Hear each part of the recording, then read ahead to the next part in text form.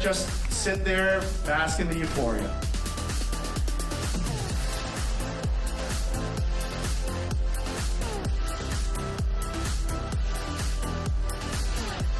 Thank you so much, the AGE of Festival!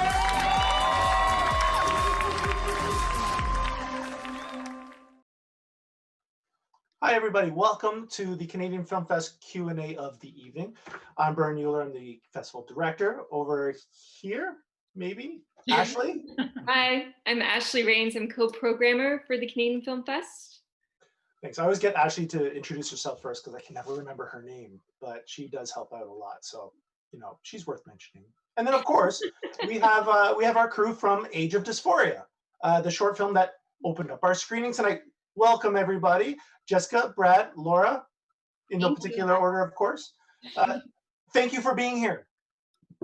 Thanks for having us. For having us. Yeah. Wonderful movie, an absolutely beautiful movie.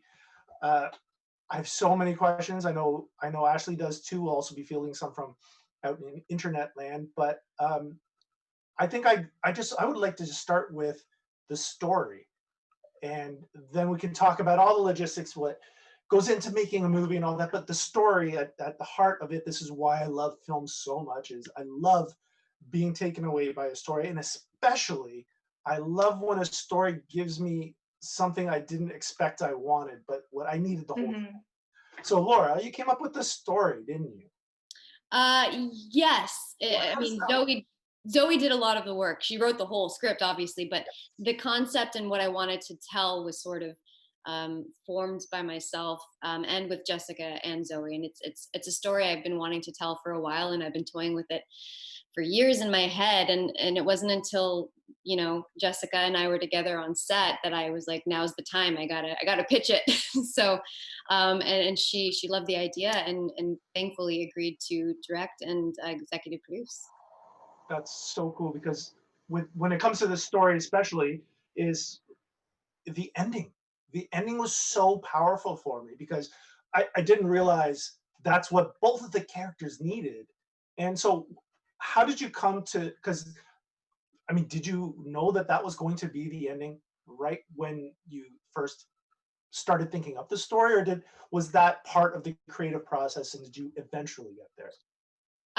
Jessica, you can chime in at any point, but I know that I didn't know where it was going to go until we really got down to the nitty gritty of the script, and we toyed with a couple of ways to end it. I think we all just felt that was the best way to give them both closure, and it's not always exactly the closure you're looking for, but in a way it's what you end up needing in the end. Yeah, I think that was the big thing, you know, in the amends making process. I think it's something that you do kind of, you learn, like, you're not always going to, you know, the forgiveness is not always going to come the way that you think it's going to come. So I think that, you know, and endings are hard, and short film endings are hard. So I think we really did want to take the audience on a journey and see closure for both of them. And this was a way that we were able to achieve that with Laura's fantastic, wonderful performance, and Gordon Pinsent, of course, who we were so lucky to have in our film as well.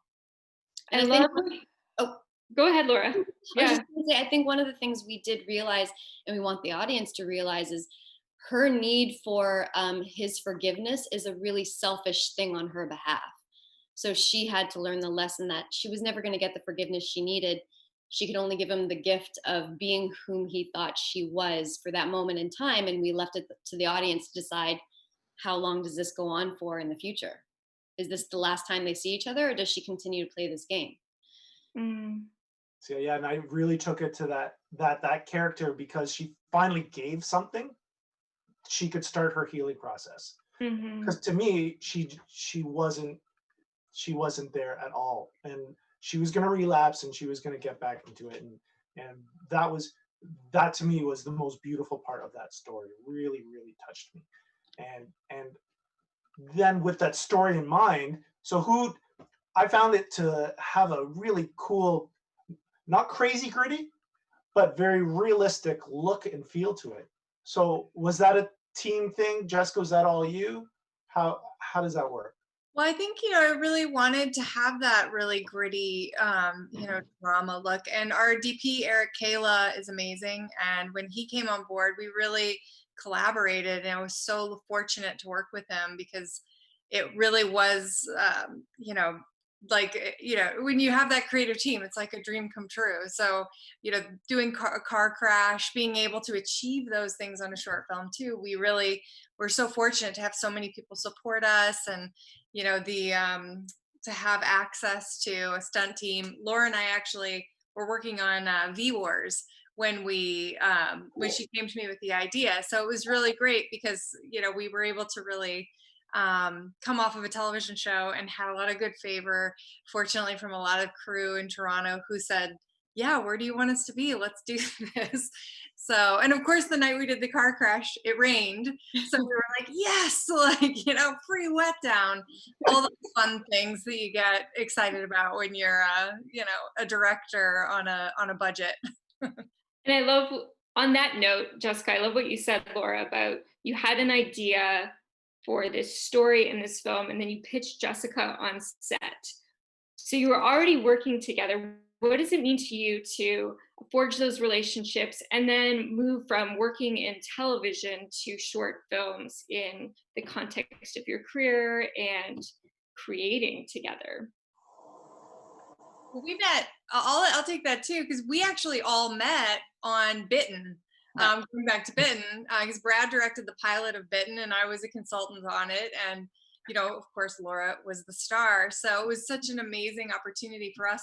I mean, we've known each other for years now, and I think that's the thing that we find in this filmmaking process is you find your people, and like we've always stayed close, and we've always, whether we're in LA or Toronto, we're always like getting together saying like we got to do something, we got to do something. So yeah, I think, and I'm constantly trying to pitch things to Jessica still. So I love it. Great. just like Jessica said, like I had no idea this would come out of this. Yeah. and this was my first time, having something that began in my head and to see it on a TV screen tonight. Thank you, Cannes Film Fest and Super Channel. Like, dream come true. I can't even believe the process people go through to make huge series and movies on television. I mean, we did ours in 9 months. It was a lot of work, especially for Jessica and Brad, and just to see it tonight on the screen is incredible. And I knew I wanted to go to them with this idea because, like Jessica said, they're good people and they know what they're doing and they're incredibly talented. And I only want to work with people who have the same intentions and heart and creative desire that I do and who get what I'm trying to do. And we got really lucky.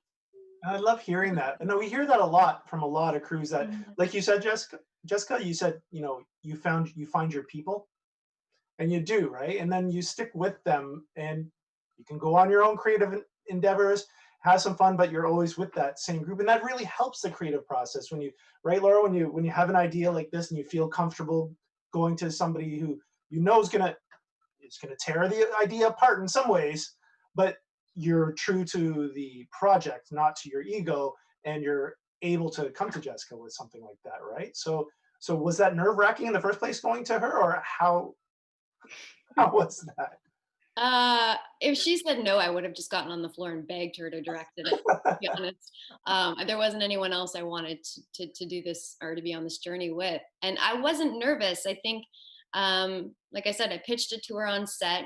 We kind of we were shooting a scene that was very male dominant, and Jessica was there, and I was like, now's the time. And when they were setting up, I cornered her and we talked about it, and then we went to coffee. But Jessica's such a loving person that even if she hated it, she would have put me down nicely. So luckily it wasn't an issue. There were no nerves involved, and she loved it.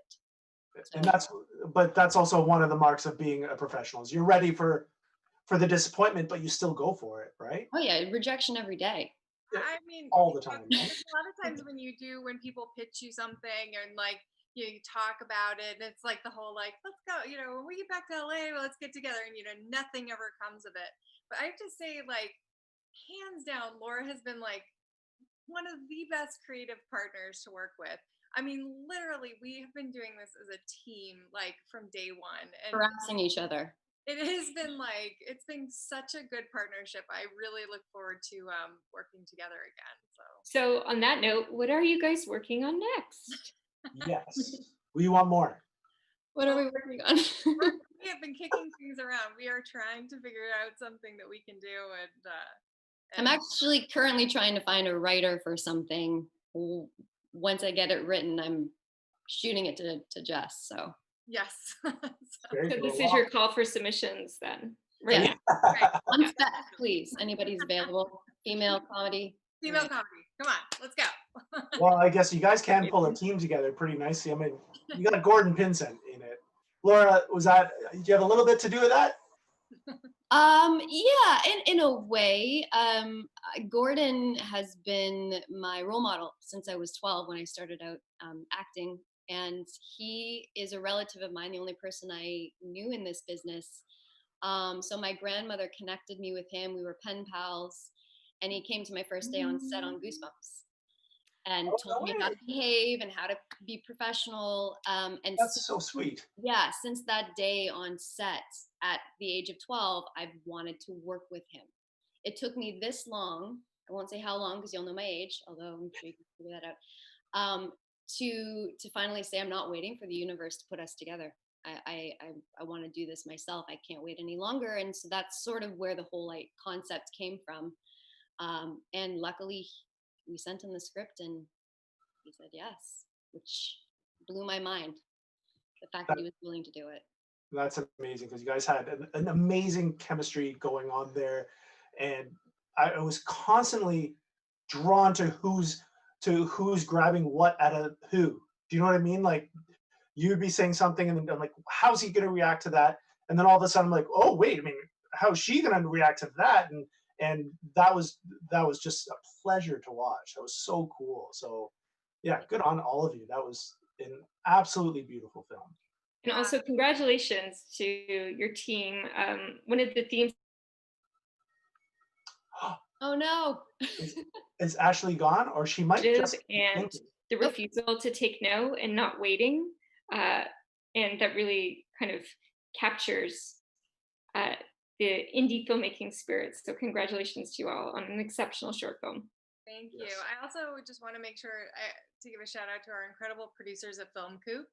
Yes. You know, Emily, Jen, Laura were amazing, and also Deluxe in Toronto just really like pulled out all the stops to help us and worked with us, and it was such a great, amazing creative journey.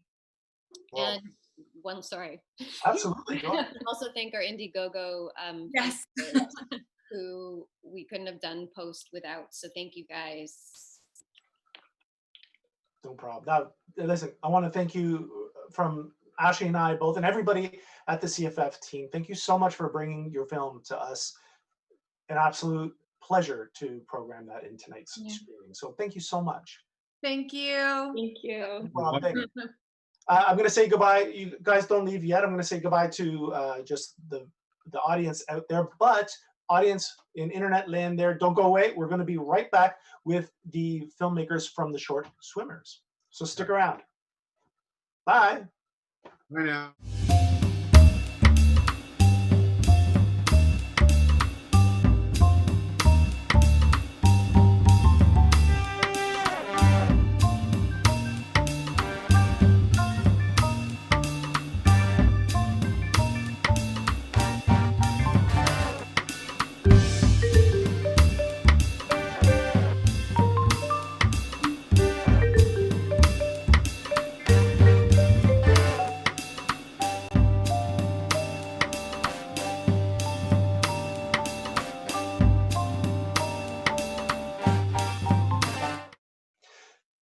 Hi, everybody. We're back already, and we're back here with the short film filmmakers casting crew of Swimmers.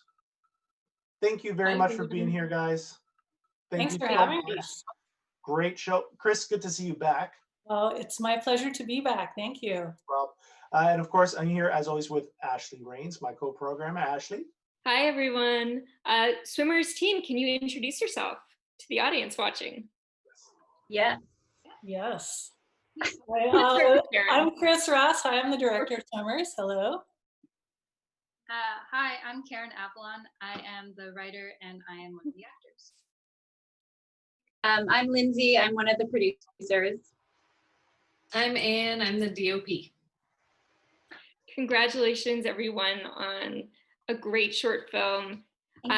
Today, in one of our industry series, Karen, one of your producers, was talking about how you got this film off the ground. And it was a great story about, well, why don't you tell it? How did you get this film going? Well, how I got everyone on board. Yeah. Well, I had never written anything before. And I had another writer friend that told me to look at the CFC Producers Lab. And then I just kind of did research on the producers that were coming out of that. And I came across Babe Nation, and I got really excited because their website was amazing. And I looked at all their projects and I was like, this looks perfect. They look fun. And then I think at the time I just Googled how to pitch something. And I was like, yeah, okay, I guess I'll just send a little blurb about myself and write about the film. And then I attached photos because I had been collecting a lot of images as inspiration for myself. And I attached the script, and I was so excited when they got back to me, and I met with them, and it just clicked really quickly. And I had met Chris at a Women on Screen event, and I just clocked. Chris is someone that I wanted to work with. And everything kind of fell from there, which was great. I love when things start like that, a little idea, and next thing you know, you have a movie premiering at a film festival. It's always a good news story because it sounds easy, but right? So what are some of those trials and tribulations that you guys had to go through, whether individually or as a group, to get this thing done? I mean, it was super easy. There were no problems. Well, I'm kidding. What's that? No, I'm just saying super easy. Any filmmaker knows that's the biggest joke because it never is it? No. One of the biggest problems that we had was so the script was initially written to take place at a public pool in Toronto, and so that's what we had planned for, and we're scouting. But the time frame that we were in, because we got the money, and there was we had to shoot the film by a certain date, and it was the end of the summer when we received the money for the film, and so we had about a month left to actually shoot the thing before it started to get really cold. So we were locked into having to shoot it before, but all the pools closed Labor Day weekend. All the public pools closed Labor Day weekend.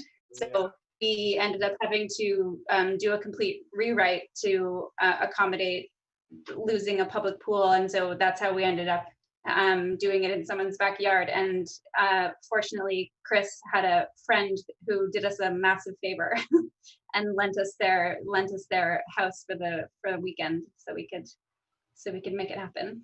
Wow. It's a beautiful location. It is, yeah. Oh, yeah. But then did you have to change the actual story then? Because to me, the fact that the swimming pool is in somebody's backyard is integral to the characters, because that's very intimate for somebody to come into your pool like that. And to me, that's what really drew me to these characters. I'm like, she didn't run away or call cops or something like that. She engaged with that person. So how different is this version of the film versus your original script, considering you had to change locations like that? I'll take that one. The characters were the same. We wanted to keep the characters integral to the original idea, but Yeah, I think the only thing that was changed would be just a little bit of we still want to keep the fear of like anything could happen, or and also like keep a bubble. Yeah, so I think we did a good job at keeping those things in the script still and in the film. Yeah, there's just like little changes, but Wow. So how challenging was that at somebody's house? I imagine they had to leave the house for the weekend, right? Because you're shooting all night. Is that how that worked? Yes, we did 2 overnights in a row. But I think Chris, weren't they leaving town anyway? They were leaving town, but we hired Jonathan. Thank you, Jonathan, as one of our PAs, the son of the homeowners. And yeah, and his grandma was in the house and just kept it low key. Yeah. Yeah, so they were, thank you, Jamil and Andrea, because we wouldn't have a film without you guys. Great friends. Thank you. It's true. That's so nice hearing when people help out filmmakers, especially when they're not in film business, because it is an intrusive thing. And when people do that, it's just so generous. That's really cool. That's really cool. So then how did you and as DOP, then how do you approach filming at night at with like at a pool setting with all the reflections going on with neighbors all around you? Like how do you approach that, even just the logistics of it all? Yeah, it was a little at first. I was like, oh no, we can't control neighbors. We can't ask everybody to turn their lights off. And the backyard is set up in such a way that you can't really put anything up to block. You kind of see everything, and everything kind of goes right to the fence. But we were really lucky. The next door neighbors, I think they had construction going on, so they weren't home. And the other neighbors weren't a problem. I can't remember if trees are blocking or what happened, but we got really lucky there. And then in terms of the pool, I mean, it's a dream to shoot pool scenes. And Chris had created this great kind of mood board before, and we talked about color and keeping it warm, but having this like dreamy kind of turquoisey pool. And our budget was a little tight, so we had to kind of get creative. My gaffer Cheska and I, we put a bunch of LEDs in some waterproof containers, and that's how we were like lighting underwater. No way. Cool. Yeah.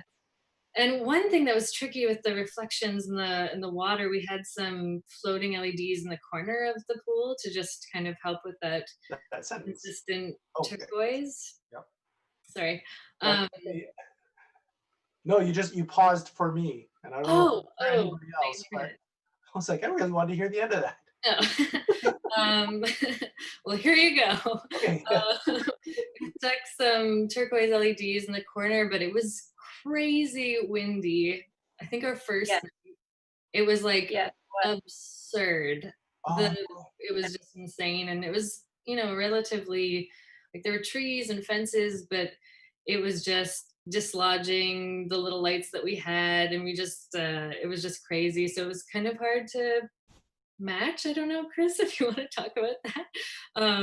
That's our fantastic editor, Simone Smith, making it all work together so seamlessly. And it was also freezing cold when we were shooting. That was another huge challenge. Yeah. Oh, no. I felt so bad for the actors. I was literally in my long johns and parka. And Karen and Judy were in the pool. It was fun. I was like, I never would have noticed. It's amazing. It looks warm, right? Acting. It looks warm. Good job. Warm thoughts. Heat wave. Not freezing to death. Yeah. You deserve a Canadian Screen Award just for that, then, because. Yeah. Well, thank you so much for being a part of this. This has been an absolute delight having your movie with us. As soon as Ashley and I saw it, we were like, oh yeah, this is easy. This got to be in. And it was so nice to see you back, Chris. We were like, oh, we know Chris is going to be. Thanks, guys. What festival is this for you, Chris? Is it This Free is my year. second with Your the second. CFF. And I just want to say a quick thank you to the DGC, who were our main funders for the film through their short film fund. Oh, cool. So it was just, the project was such a delight from start to finish. You know, it was a challenge, but it was a super fun one. And we're so proud and happy to be screening at the Canadian Film Fest with you guys. So, Thank you for having us. Yeah, thank you so much. Anytime, right, Ashley? They should just go Yes. make more movies for us, Yeah. right? Yeah. So Next please, year, so. just keep doing what you're doing. That was All right. that was a lot of fun. Cool. Okay. Well, then we're gonna bid this amazing casting crew adieu. But audience out there, please stick around. We're gonna be right back with the Queen of the Morning Calm people. So we'll be right back, and until that time, we'll see you soon. Bye. Hang tight. Bye. Thank you.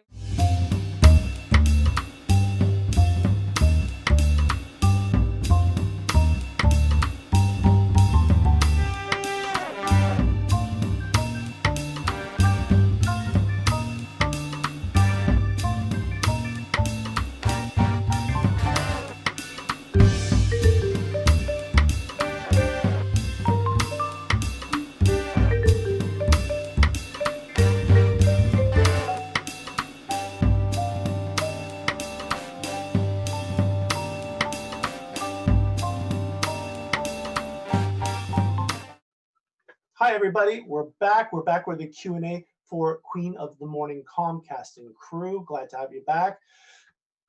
Folks, welcome. Welcome to the CFF. Welcome to Hi, everyone. Thank you. It's So great to be here. We're so happy to have you, Gloria. Thank you, Ashley. Can the Queen of the Morning Comm team introduce yourselves for the audience at home? I'm Gloria Kim. I'm the writer, director, and producer. I'm Eponine Lee. I'm one of the actors. Hi, I'm Tina Jung, and I play Deborah. I'm Dimitri Lopatin, and I was the cinematographer. Awesome. Well, thank you for being with us today. It was an absolute pleasure programming your film, because this is the kind of movie that we love programming. It's all story. It's all characters. Script. I'm just talking script-wise. It's all story, characters. It's a beautiful movie about amazing characters right at the heart of it, and then you make it look beautiful. And it's obvious how much thought was put into everything to make the look complement the actual story. So that was actually my first question: is Gloria, how do you and Dimitri work to make that happen? Because I love the look of this movie. Thanks. I mean, I'm so happy with the way it turned out. I mean, Dimitri and we started working actually together probably a couple of years before, and you know, my ex actually worked with him, and he was like, "You got to see this guy's stuff. He's so good. He's got such a great eye." And so I was like, "Okay, let me try him out, and like, let's just see." And we just ended up really clicking aesthetically. And when we first connected, I told him, you know, like, color is really important to me, warmth is really important to me, lighting is really important to me, and we were really lucky because we had sponsorship from Whites for our gear, and from Panavision for our camera. And we had wanted to create a very specific look. I had a lookbook that I had created that I'd shared with Dimitri, and I remember when Dimitri was going in to take a look at the lenses. Well, Dimitri, do you want to tell the story about the lenses? So thanks to Panavision, we had some wonderful support and wonderful selection of glass to choose for. And when I went in to do some tests, and I was looking at a couple of different lenses, and there was one particular set of lenses was made back in the 70s, the Ultra Speeds that Panavision has, that really do some funky stuff, especially when you hit them directly with light. And we found that the 40 millimeter particularly really gave this like really weird rainbow kind of flare that came in when you hit it just right. And when I first did the test, I was like, hey, this is interesting, but it's a lot. It seems kind of weird. And when I approached Gloria with it, I was like, "Hey, there's this one lens. I'm not really sure about it. We probably won't add it to the list." And she's like, "No, no, no. Let's look at it." And then I showed her the tests, and she was sold on it. And then after that, I think that lens ended up being one of the main portrait lenses for the whole film. Yeah, we just were in love with that lens. Wow, that's okay. That actually answers a lot. That I love when two people like sync like that, and it's obvious that they did. And there must be a lot of trust as well, right? Because Huge. right, Gloria, you're telling Dimitri you like these kind of palettes, let's say, or colors or whatever, and then Dimitri's got that tech know-how how to make it happen, but you still have to trust each other, right? And I guess that comes from working already together. That's what you guys mentioned. What have you worked on together already? Oh my gosh. I mean, what have we worked Well, on? it was cool because I mean the stuff that we did. I mean, nothing was as long form as a whole feature film, but we had worked both in short film narrative stuff as well as documentary. So we played around in various genres and different styles of filmmaking, which was great. And so when we came to do this movie, we had that shorthand. We also spent quite a bit of time in pre-pro. Like I was on Gloria's couch that she's sitting on there for for quite some time, and we were just like drawing like overhead diagrams and breaking down the ways that we saw the scenes going down. So by the time we got into it, I mean, with any indie film, I mean you're going to be changing and going through the paces, but we had at least some kind of plan going into it, drawn out. Yeah, and just also in particularly the lighting that Dimitri chose to use, it was a very specific kind of lighting and the lighting design, because I had said to him, it's an indie project, we got to move fast.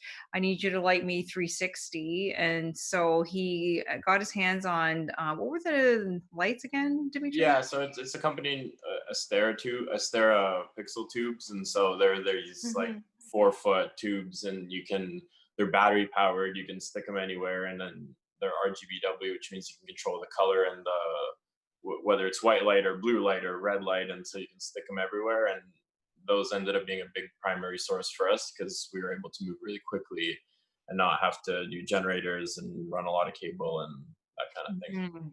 Yeah, and he would just look outside the window and he'd see a certain lighting, and then he would find these different like contrasting or like matching colors in the Astera tubes, and he'd put it in like different backgrounds so that you would have one background like looking this way, and then he'd pick up that color on the other background looking the other way. And I mean, it was all deliberate. Wow. It's amazing. Yeah. And then I love what you said, Bern, about trust on set. That must have been everywhere on set, because the performances in this film are phenomenal. And I don't think you get performances like that without trust between actors and director. So to the talent, can you speak to your process working with Gloria? But then Gloria, also the second part of that question is what that relationship is like for you and your process working with actors too. Yeah, I guess should I go first? Yeah. For me, I had trust with Gloria right off the bat because I briefly worked with her on a trailer that we did for I think it was a web series pitch that we were doing called We Got Did. But also previous before that, I was on the set of Kim's Convenience and she was shadowing for that. So I've known Gloria here and there, and ultimately just even the audition process, it was more of like a workshop that I did with her. It felt more like a workshop. So with the scenes, we were just collaborating on the ideas, and we were going back and forth of, trying it this way and that way. And then I realized that we were just building on ideas on top of that. So after the audition, once I got the gig, I was just excited to start the process of getting into the character of Deborah to play her, because I just knew that we were on the same page. And working with her, she allowed me to, have creative freedom in a way. She made me explore my character more. She was like, hey, go take some pole dancing classes so that you can get into the whole, like the physicality of Deborah. We did that. And ultimately, just every day on set, she just allowed me to be myself and Deborah at the same time. So I wasn't afraid. And even with like the difficult scenes that you've seen, it was a lot of trust. You know, she made sure that I was comfortable first and foremost.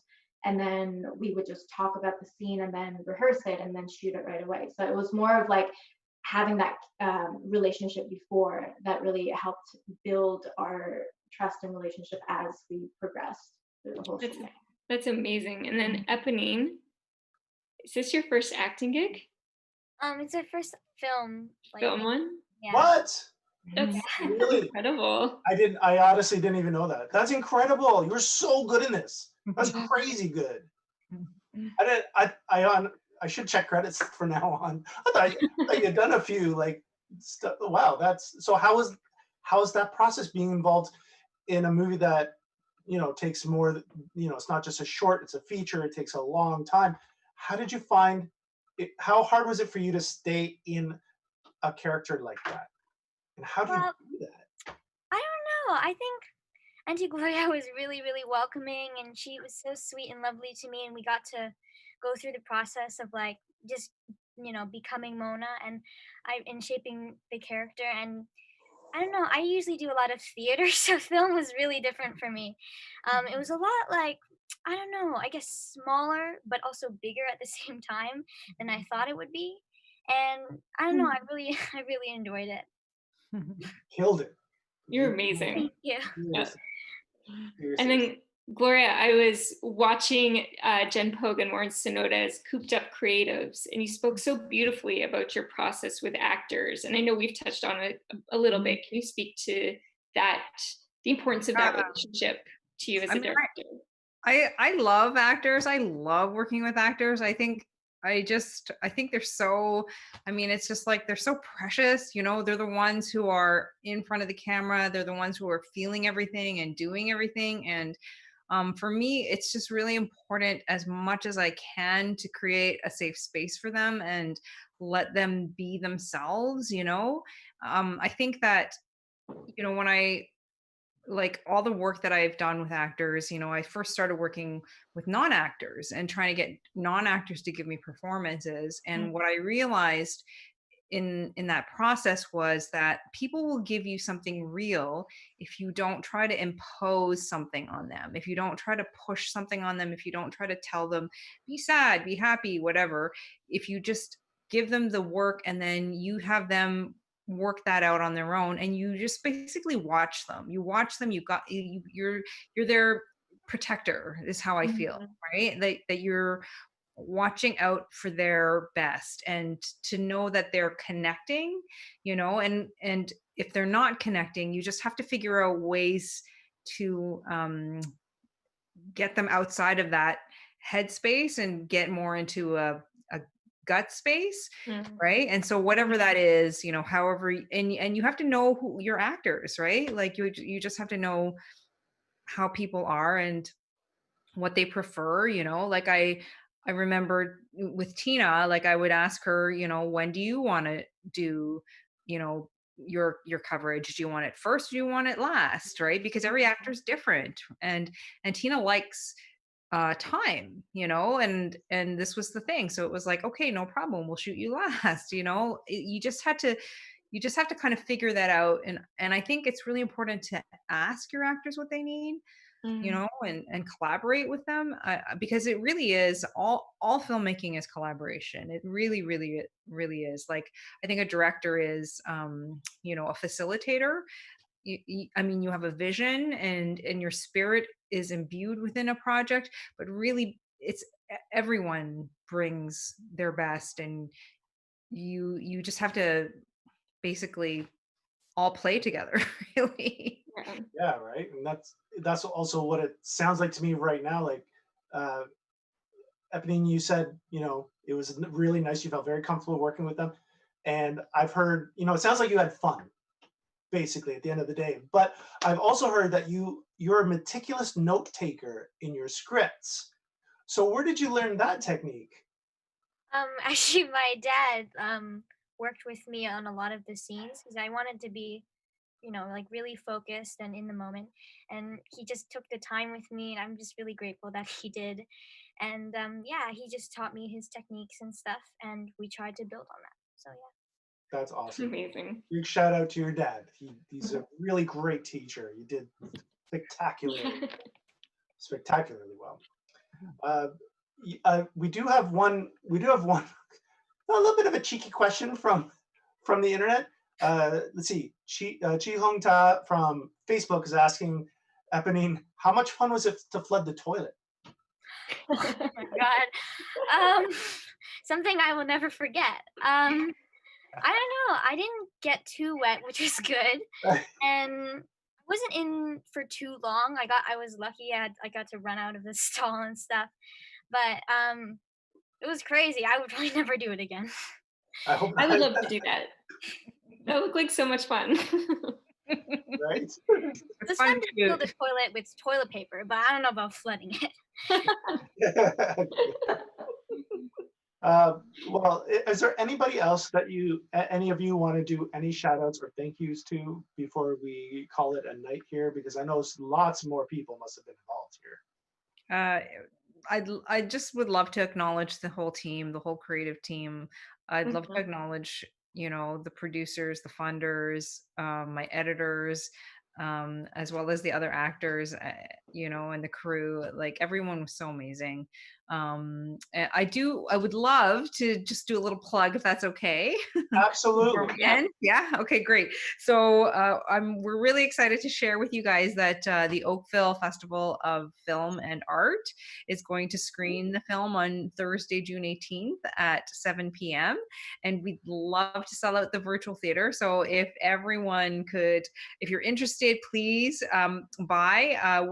It'll be on our Facebook page, our Queen of the Morning Com Facebook page, and our other social. And it would be really amazing. Just tell everybody that this film, it came from my heart. I made this for women. I'm a survivor of violence, and I made it for other survivors of violence, just to share with them and to let them know that they're not alone, and to show them an empowering story. So please spread the word. Well, we certainly will. When we get the info, we're happy to share that on our social media. And I hope everybody out there that watched and enjoyed this movie would do the same, because the more people who watch it, the better. Thank you. Listen, thank you guys for being part of our Q&A tonight and part of our lineup. Absolutely. Congratulations. Thanks for organizing this. Thank you. Awesome. You're very welcome, guys. You're very welcome. To everybody else out there, please check out canfilmfest.ca. We've got tons more good movies tomorrow and the next week. We've got some industry series events. We've got a lot of stuff to take advantage of. So sign up to Super Channel if you haven't already, because if you haven't, you're missing out. And we'll be back tomorrow at 2 o'clock for the shorts program. Yes, we have some amazing shorts. So until then, thank you very much, everybody. We'll see you soon. Thank you, everyone. Good Bye. night. Good night. Thank you. Thank you. Hello, my name is Wendy Potonsky, and I'm the managing partner and owner of Retake Furniture Rentals. Retake is once again a proud supporter of the Canadian Film Festival and is working to contribute to the Canadian film and TV industry by making it an easy and sustainable place to do business. Retake understands the importance of set design and the dynamic nature of the film and TV industry, which is why we created a company to specifically support Canadian filmmakers. Retake provides sustainable short and long-term furniture rental options to meet production schedules and product needs. Our in-house upholstery services can tailor our product to meet your set design requirements and match your color schemes. We use sustainable approaches to minimize product going to landfill when you no longer need the furniture on your set. Retake can also assist you in setting up your office with sustainable alternatives to keep your team working safely as we all head back to work during this unprecedented time. Our goal is to help you create memorable sets. Stay safe, everyone, and enjoy the films and shorts at this year's Canadian Film Festival.